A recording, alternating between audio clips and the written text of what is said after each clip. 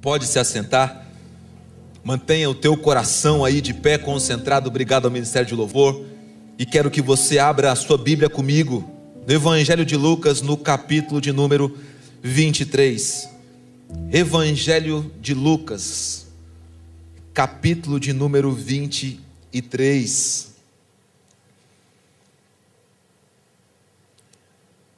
Evangelho de Lucas, capítulo de número 23. Para dar tempo de você encontrar aí na sua casa, você que está aqui no templo. Mateus, Marcos, Lucas, terceiro evangelho, do mesmo autor do livro de Atos. O apóstolo Paulo chama Lucas de o médico. Então ele sabe muito bem do que ele está falando quando escreve esse capítulo, narrando a humilhação de Jesus, narrando a sua crucificação e também a sua morte. É disso que trata esse capítulo. Vamos ler alguns versículos lá, quase para o final do capítulo, do versículo de número 39 até o versículo de número 43, e daqui extrair a palavra do Senhor que vai alimentar a nossa vida e vai nos abençoar, tenho certeza disso. Você já encontrou aí Lucas capítulo 23? Amém, irmãos? Sim ou não? Estamos no templo, não esqueça disso.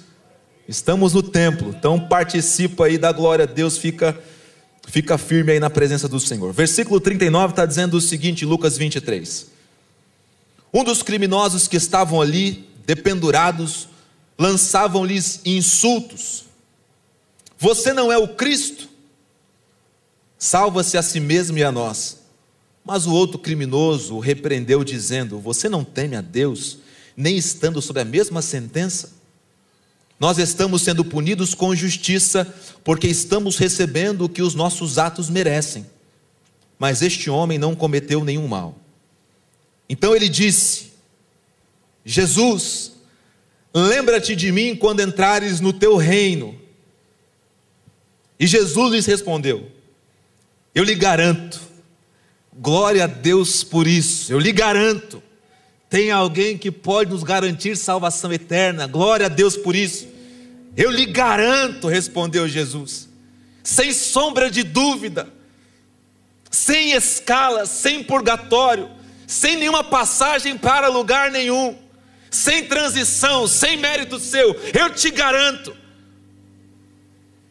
ainda hoje você estará comigo no paraíso. Louvado seja o nome de Jesus. Feche os seus olhos, nos abençoa, Pai, nessa noite com a tua palavra. Eu peço a Ti, eu imploro a Ti, Deus, nos abençoa, Senhor. Fala conosco, ministra ao nosso coração, toca a nossa alma, Deus, mexe no nosso interior, dependemos, precisamos muito disso, Pai. Por isso nós oramos a Ti, Deus, em nome de Jesus. Em nome de Jesus, glória a Deus. Mantenha a sua Bíblia aberta, é muito importante que você mantenha a palavra de Deus aberta. Mensagem dessa semana fala sobre os ladrões da cruz, Cássio. Aqueles homens que estavam ali junto com Jesus no Gólgota, que estavam e foram crucificados junto com Jesus.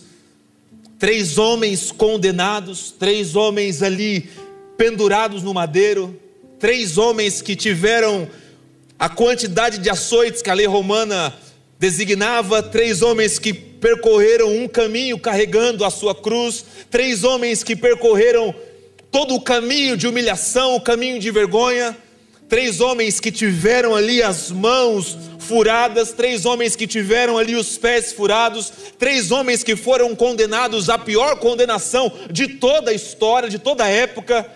Não pense que Jesus morreu porque colocaram pregos nas suas mãos. Ele não morreu por isso. Não pense que ele morreu porque ele tomou os açoites que os romanos davam antes de crucificar alguém, pastor Rafael. Não.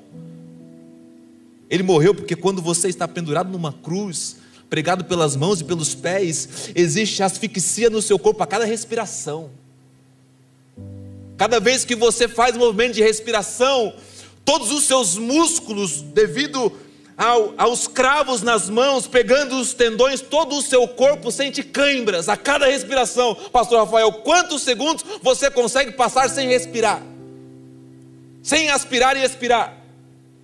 A cada vez que isso acontecia, ele tentava puxar ar, não vinha.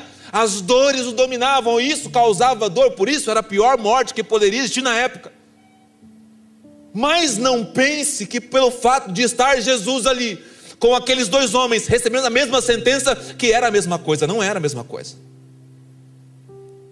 Não pense que pelo fato de Jesus estar pregado naquela cruz, como aqueles dois ladrões também estavam pregados naquela cruz, que era a mesma circunstância e a mesma situação, porque não era.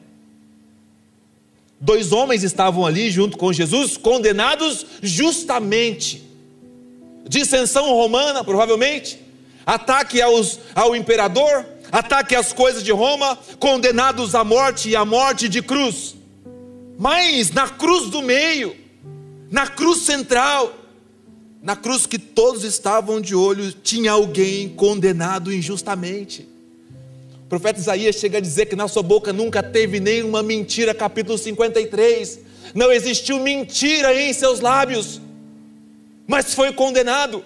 Se você ler só esse capítulo durante 5 vezes, eles fazem acusações contra Jesus, todas elas mentirosas. Dois homens condenados justamente, mas um homem condenado injustamente. Não era a mesma coisa que estava acontecendo ali. Tinham dois homens ali pagando pelos seus próprios atos e pecados. Eles sabiam que se atacassem Roma, em algum momento fossem presos, seriam pendurados no madeiro. E a diferença para a cruz do meio é que não era um homem pagando pelos seus pecados, mas era um homem pagando pelos nossos pecados.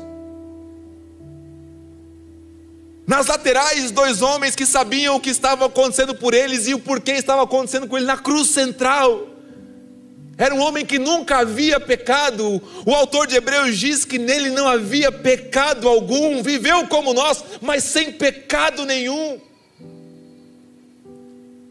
O profeta Isaías também diz que ele foi transpassado por causa das nossas transgressões, esmagado pelas nossas iniquidades, e o castigo que foi colocado sobre ele hoje nos traz paz. Jesus não estava ali naquela cruz porque ele havia cometido pecados, estava naquela cruz porque eu e você estávamos condenados por causa destes pecados. E não se faça de bom crente agora pensando, mas eu já fiz a minha parte.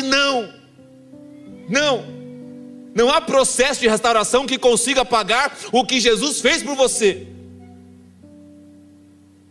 Não pense que o rapaz que desceu daquela árvore, entrou na sua casa, se converteu e depois devolveu todas as coisas que ele tinha roubado e até 4 vezes mais, e estava conseguindo pagar o sangue de Jesus pela vida dele. Não. Nenhum ato social que nós fazemos, nenhum ato espiritual, nenhum ato de rendição, nem se dermos a nossa vida a partir de hoje 100% para a obra, para a causa de Deus, não conseguimos pagar o que Jesus fez por nós. Na cruz do meio estava um homem pagando por uma culpa que era minha e que era sua. Na cruz do meio ele estava nos lavando e purificando-nos de todo o pecado. Na cruz do meio ele estava tomando a carta de condenação que era contra nós e colocando no lugar de condenado na sua vida, Rediane, a palavra salvo. Colocando no lugar de condenação a carta de alforria na sua mão, no lugar de destruição, uma vitória para você. Parecia a mesma história contada aqui de 3 homens iguais, mas totalmente diferentes. E aqui nós conseguimos começar a observar os disparates, as diferenças, os contrastes que essa história traz. Porque mais uma vez o Evangelho está mostrando contrastes. Não só entre o Cristo e nós, mas entre nós e nós mesmos.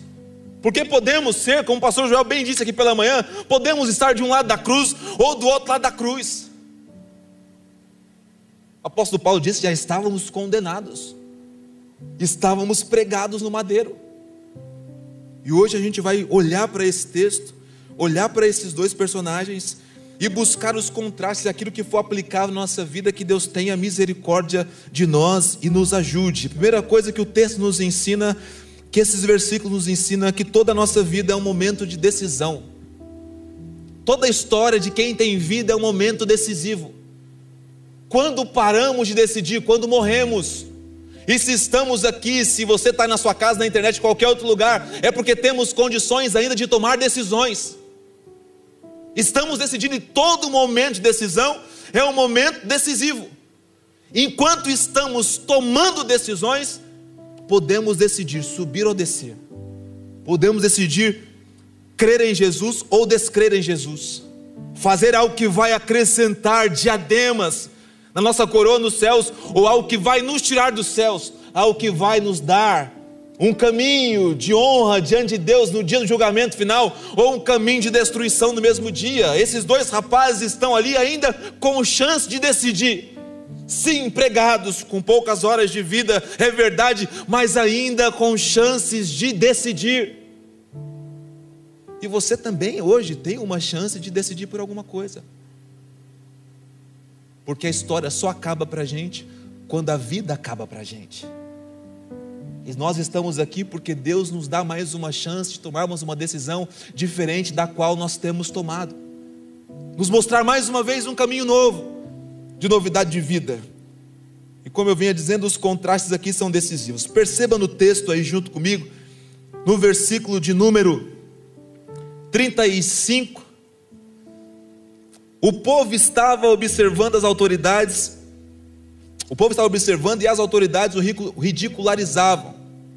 Salvou os outros, diziam, salve-se a si mesmo, se és o Cristo de Deus, o escolhido. Os soldados, aproximando-se, também zombavam dele, oferecendo-lhes vinagre, e diziam, se você é o rei dos judeus, salva-se a si mesmo. Havia até uma inscrição acima dele que dizia, este é o rei dos judeus. No texto que nós começamos a ler, diz que um dos criminosos que estavam ali dependurados lançava-lhes insultos. Você não é o Cristo? Ele coloca uma dúvida. Você não é o Cristo? Qual é o primeiro comportamento que nós podemos ter que vai nos mostrar se estamos sendo o ladrão da direita ou o ladrão da esquerda? Nós estamos indo primeiramente na direção que o mundo também está indo.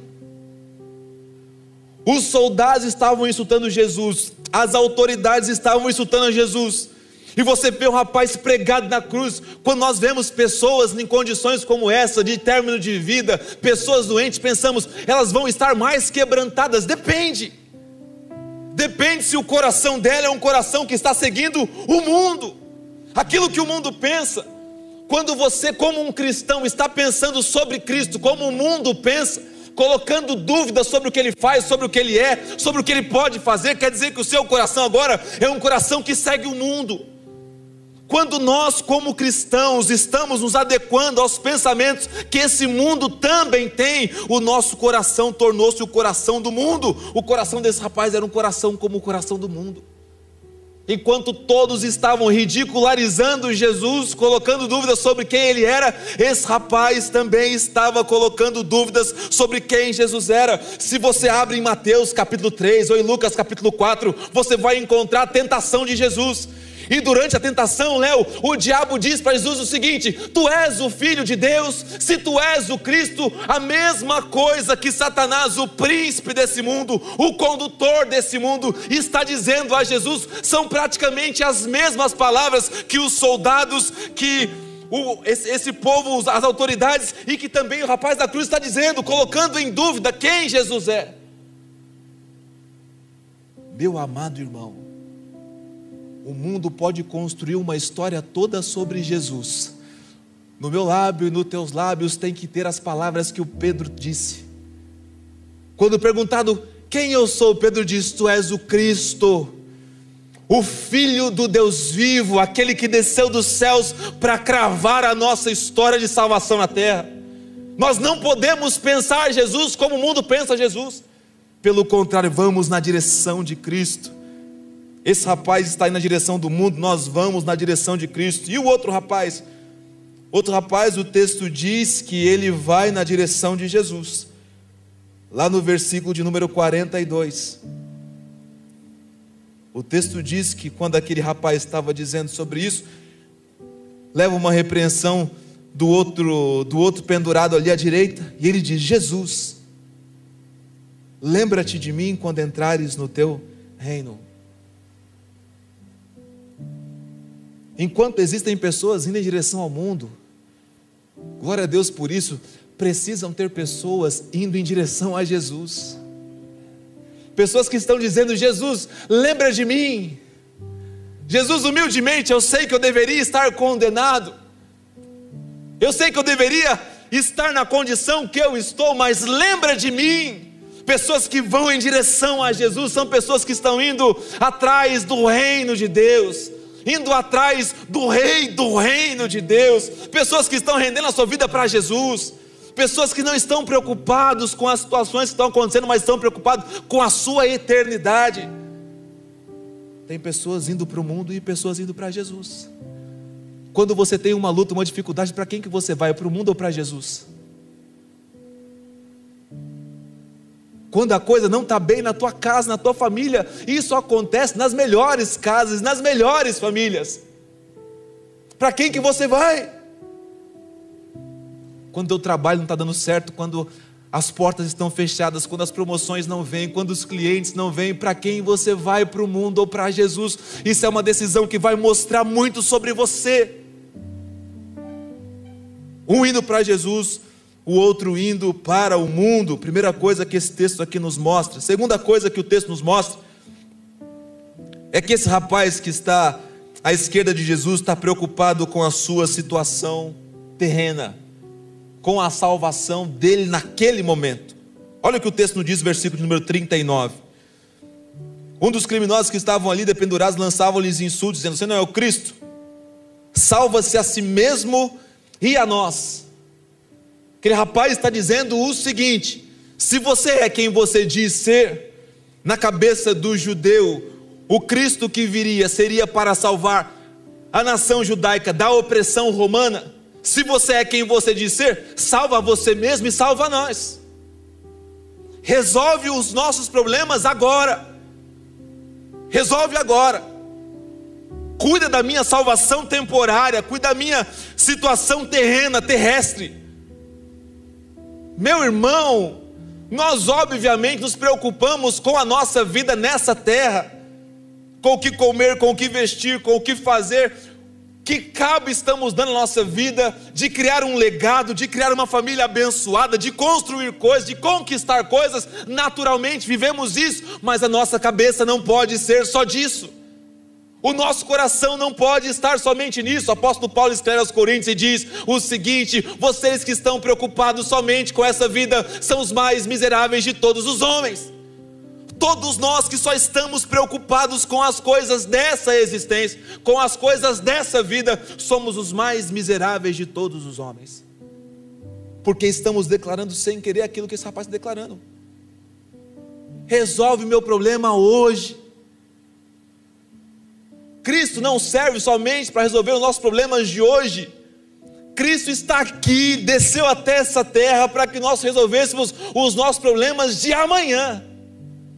Quando você não puder mais resolver esses problemas, eu vou te garantir uma coisa, e depois você pode me cobrar: todo o problema que você tem, Deus te deu condição de resolver. Todo o problema. Ah, mas essa luta, pastor, Deus te deu condição de resolver este problema.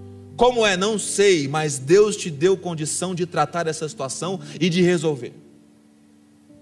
O único problema que nós não conseguíamos resolver era o problema do nosso pecado hereditário, que ia nos condenar à morte, à destruição eterna. E esse problema Jesus veio e resolveu. Glória a Deus por isso. Glória a Deus por isso. Tem um rapaz aqui preocupado com a sua salvação terrena. Meu irmão, não venha à igreja, não busque a Deus por conta de problemas somente dessa vida. Eu sei que muitos de nós já chegamos a Cristo assim, e Jesus disse isso no Evangelho de Mateus. Ele disse o seguinte: vinde a mim, vós que estáis cansados e sobrecarregados. É a condição que você está, você pode vir, mas depois você tem que abrir espaço no seu coração, para não ficar sendo um tipo de pessoa que quer somente resolver problemas dessa vida. Sempre quando eu encontro um amigo meu que não é um evangelho, não é um cristão, é alguém do mundo, ele sempre diz: preciso ir lá na sua igreja, Ricardo. Eu falo: precisa mesmo, porque eu estou com esse problema e com aquele problema.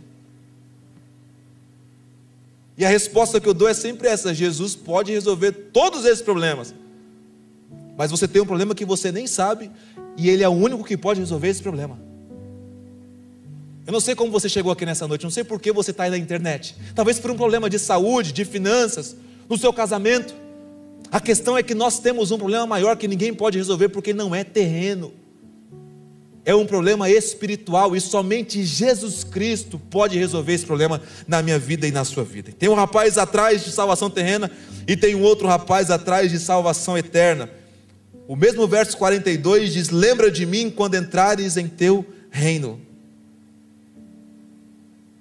Meus irmãos, pensa comigo a dificuldade desse rapaz de crer que Jesus era realmente aquele que ele disse que seria, Leandro. Porque uma coisa é você ver alguém triunfando e dizendo: eu sou isso, eu sou o cara, e essa pessoa está triunfando, vencendo e conquistando. Outra coisa, Ricardo, é você crer em alguém, ser aquela pessoa que ela disse que seria, pregado numa cruz igual você. É como aqueles caras, Kleber, que vendem marketing multinível. O cara diz: você vai virar um monstro das vendas, você vai ser um gigante. Mas o cara não alcançou nada daquilo ainda. Como é que você crê nisso? Como é que você crê que dá certo isso? Não, vende 10 mil peças desse relógio aqui que você vai ser um multimilionário. Mas o cara vendeu 2 peças. Vende esse shake aqui. Quem já tomou shake? Estou brincando. Tomou, pastor Ezequias? Vai ficar rico, mas não vende.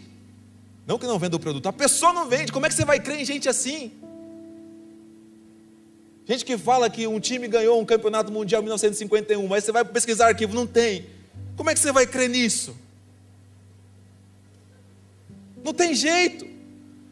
Aquele rapaz na cruz está com uma fé que sobrepõe aquilo que ele está vendo. Ele está olhando para uma pessoa, para Jesus pregado, ensanguentada, sem ar tal como ele, sentindo as dores tal como ele, está dizendo para essa pessoa. Gente preocupada com a salvação não tem olhos naturais, mas tem olhos sobrenaturais. Está olhando para Jesus e dizendo: quando você entrar no teu reino, olha a fé desse rapaz. Não é fé pelo que vê, é fé pelo que crê. Ele disse que é o Cristo, o Filho de Deus. Eu creio nisso, eu creio que Ele é. Não mudou a vida dele até aquele momento, mas naquele momento ele olha para Jesus crucificado, ensanguentado, preso pelas pisaduras, preso pelas marcas nas mãos, nos pés, coroa de espinhos nas cabeças, não conseguindo falar. Ele diz: quando você entrar no teu reino, ele cria. Ele cria. Gente preocupada com a salvação não se importa, crê. Vê uma situação que parece destruição, mas enxerga nessa situação salvação. Por quê? Porque crê, porque acredita. Aconteça o que aconteceu, nosso Cristo continua sendo nosso Cristo. Mas abriu a igreja, Cristo continua Cristo. Fechou a igreja, Cristo continua Cristo. Veio perseguição, Cristo continua Cristo. Veio liberdade, Cristo continua Cristo. Não importa o que aconteça, a nossa visão. Descobriram, a arqueologia descobriu um feito, uma palavra, um túmulo arqueológico. Não importa nada disso. Para nós o Cristo será o Cristo. Pode alguém, Mauro, aparecer por aí dizendo: encontrar o corpo de Jesus. Nós sabemos, nós cremos. Não é a questão histórica, não é a questão arqueológica, não é a questão momentânea. Nós cremos que o Cristo é o Cristo. Esse rapaz tinha uma fé que ia contra os fatos. Você sabe o que o próprio Deus diz sobre Abraão? Abraão, a tua fé, ela é tão poderosa, ela é tão grande, que ela crê contra a esperança. Esse rapaz está dizendo: quando você entrar no teu reino, não para um rei glorificado, mas para um rei pregado. É essa fé que nós precisamos ter. Não a fé que olha as circunstâncias, mas a fé que crê contra os fatos. E é isso que esse texto também nos ensina. Já está chegando a hora de nós escolhermos quem nós queremos ser aqui nesse texto. Ser alguém que está caminhando com passos largos para a destruição da sua vida, para a destruição da sua alma, ou ser alguém que está caminhando a passos largos para a salvação da sua vida. O apóstolo Tiago diz: achegai-vos a mim e eu me achegarei a vós. Você tem um rapaz aqui colocando Cristo em dúvida, e um outro rapaz exaltando Cristo acima de todas as coisas. Você tem um rapaz aqui colocando a sua vida, momento decisivo, momentos finais. É interessante pensar que todos nós estamos nos momentos finais da nossa vida. Na lógica, alguns estão um pouco mais adiantados nessa fila, mas quem disse que a morte segue lógica? Quem disse que o fim é por contagem de anos? Momento de nós decidirmos. A outra coisa que o texto nos ensina aqui é que precisamos ter consciência daquilo que estamos passando. Olha as palavras que esse rapaz diz. O outro insulta Jesus e o rapaz diz o seguinte: o outro criminoso o repreendeu dizendo: você não teme a Deus? Nem mesmo estando sobre a mesma sentença, nós estamos sendo punidos com justiça, porque estamos recebendo o que os nossos atos merecem. Mas este homem não cometeu nenhum mal. Você sabe que Pôncio Pilatos não encontrou falhas nele, o julgamento dos fariseus também não encontrou falhas em Jesus, ninguém encontrou falha em Jesus. Por isso aqui é uma grande farsa para condenar e destruir, porque havia uma profecia sobre isso. Mas esse rapaz reconhece a sua condição e reconhece a condição de Jesus, e o outro que vai ser condenado nunca reconhece a sua própria condição. Meu querido irmão, estou caminhando para o final dessa palavra porque eu quero que você se olhe, quero que você se contemple. Uma tendência humana é sempre terceirizar a culpa, você sabe isso, desde Gênesis 3 é assim, terceirização de culpa. Dificilmente a gente é confrontado e aceita aquilo. E mais difícil ainda é você mesmo se olhar no espelho e encontrar em você as suas próprias falhas. Por isso que nós exaltamos Davi quando ele diz: Senhor, vê se há em mim algum caminho mau. Ele está clamando a Deus para que Deus operasse isso nele. Eu clamo a Deus para que Deus me mostre todos os dias os caminhos que eu tenho andado, que não são caminhos de Deus, não são caminhos de paz, nem caminhos de vida, e coisas que eu esteja fazendo, praticando, alimentando dentro de mim, que não seja um caminho de vitória, que vai me conduzir a conquistas e a bênção de Deus. E nós precisamos desse confronto do espelho que fala a verdade para nós, de você se olhar e como esse rapaz dizer: eu sei que isso que eu estou enfrentando, instabilidades na vida, é porque eu tomei tais decisões. Eu sei que esse momento de luta na minha vida é porque eu fiz isso. Eu sei que vitórias estão chegando porque eu estou fazendo um plantio e uma rega correta. Eu sei que coisas boas estão acontecendo porque eu semeei lá no passado. Em tudo isso, meu irmão, não se iluda, Deus está sempre por trás, agindo, operando, abençoando, cutucando, mexendo em nós, mas a decisão final sempre é nossa. Sempre é nossa. Olha a sinceridade desse rapaz. Sabemos que estamos recebendo o que os nossos atos merecem. Quantos de nós se julga assim? Quantos de nós que estamos aqui nessa noite, você que está na internet, também se julga assim? Vê uma situação acontecendo e diz: isso é o que os meus atos merecem. Lembro que uns tempos atrás, graças a Deus me libertei disso, tinha um cartão de crédito que usava eu e a minha amada esposa, que não está aqui agora, por isso que eu estou contando essa história. Usávamos juntos, Bim. Comprava uma coisa, o outro comprava outra coisa, era um tênis aqui, uma roupa ali, depois eram as crianças, aí já não são mais 2 usando, já era já 4 usando, e eu só tinha 2 naquela época, e comprava, e comprava, e comprava, e comprava. Mas chegava no dia 17 de cada mês, naquela época eu atribuía como o diabo. Chegava a fatura, Thalita, eu já recebia repreendendo demônio. Está repreendido Satanás em nome de Jesus Cristo. Mas quando eu abri era sempre aquele susto. Dizia: quem gastou isso aqui, né? Aí ela pegava e escrevia um R onde era eu e um D onde era ela. RD, RD, RD, RD, RD, RD. E o D não era de diabo não, era Daniela mesmo. E o R era eu. Aí eu aprendi, pastor Rafael, que tudo que estava ali era a gente mesmo que tinha usado. E aí eu aplico isso na nossa vida. Na nossa vida. Tua esposa está feliz pra caramba contigo no teu casamento? Não responda, não se comprometa. Não quero uma briga de casal aqui no culto agora, por favor. Está feliz da vida contigo? Tem coragem, Ricardo, tem coragem de responder. Eliane está ali atrás. Se ela levantar ali e desmentir, vai ficar feio. Se não está, não tem nenhum terceiro culpado disso. É você mesmo. Você não podia deixar essa bola pingando. O teu marido está feliz com você?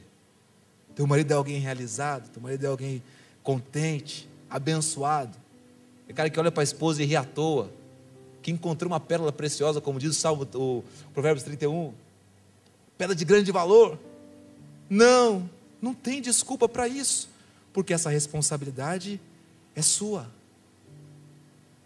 Sua vida espiritual vai mal, pastor, não consigo orar, pastor, não consigo ler a Bíblia, pastor, eu venho no culto e durmo, pastor, não tem culpado nisso. A gente pode repreender demônio, falar para anjo ficar na porta do templo, na porta da frente, na lateral e em cima, e bloquear todas as entradas, mas a responsabilidade disso é nossa.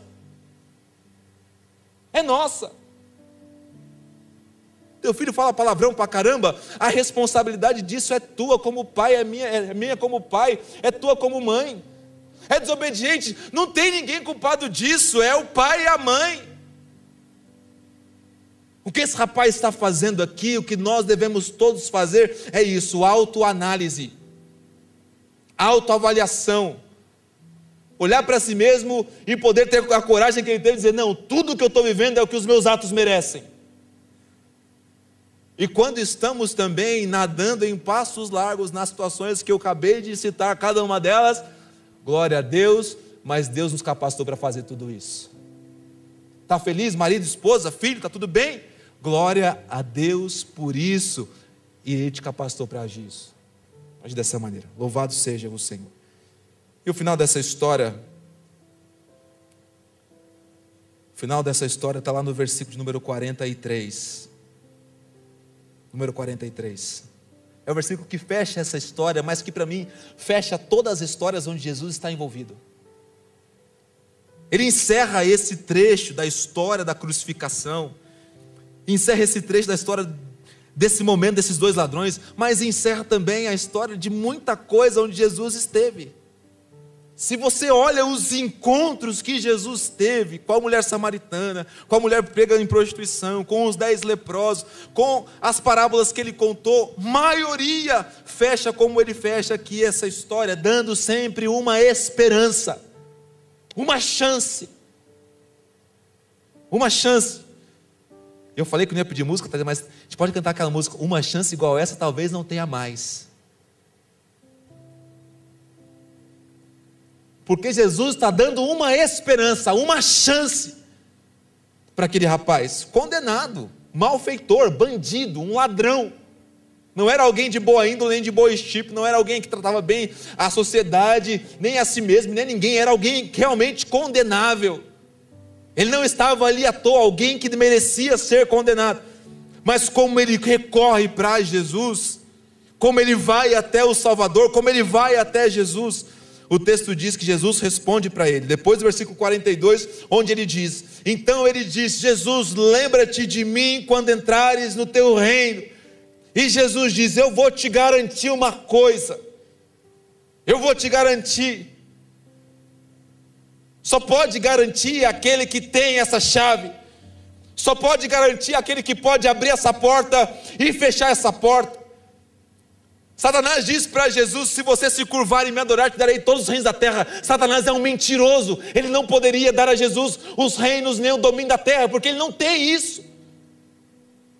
Ele é um príncipe desse mundo, alguém que tem algum poder, alguma autoridade, mas o texto de Efésios diz que a Jesus, pelo próprio Deus, foi dada toda a autoridade, nos céus, na terra e debaixo da terra. Então Satanás era uma mentira dele.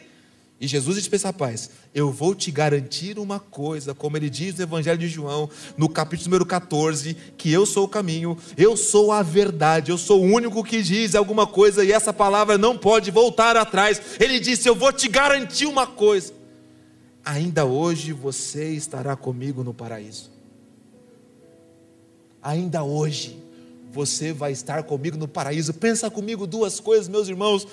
A porta inaugural do paraíso é aberta por Jesus, e é a primeira pessoa que entra.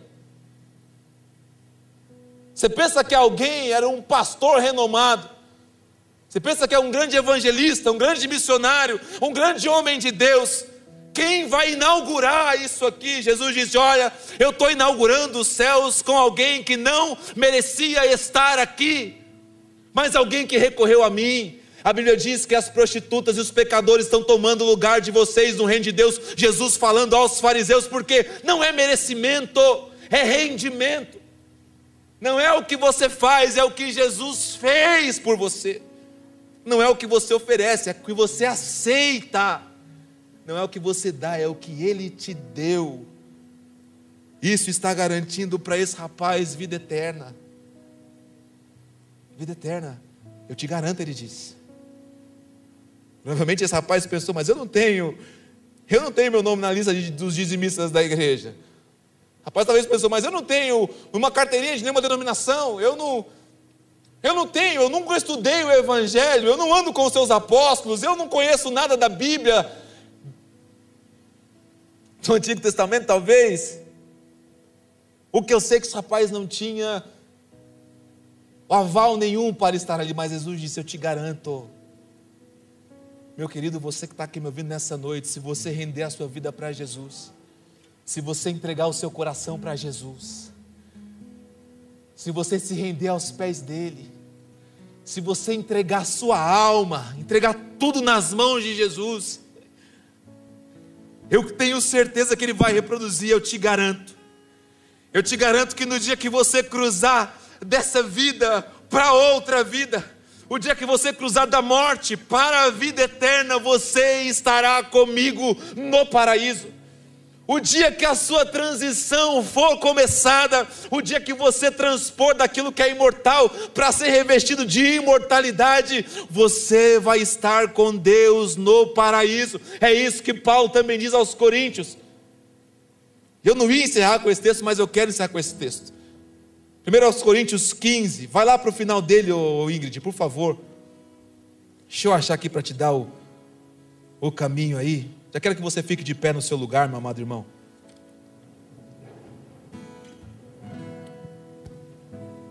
Que hoje de manhã o Wander começou o culto com esse texto e ele gritou no meu coração muito forte. E agora a mensagem tomou esse rumo e eu quero encerrar com esse texto. Quero encerrar com esses versículos.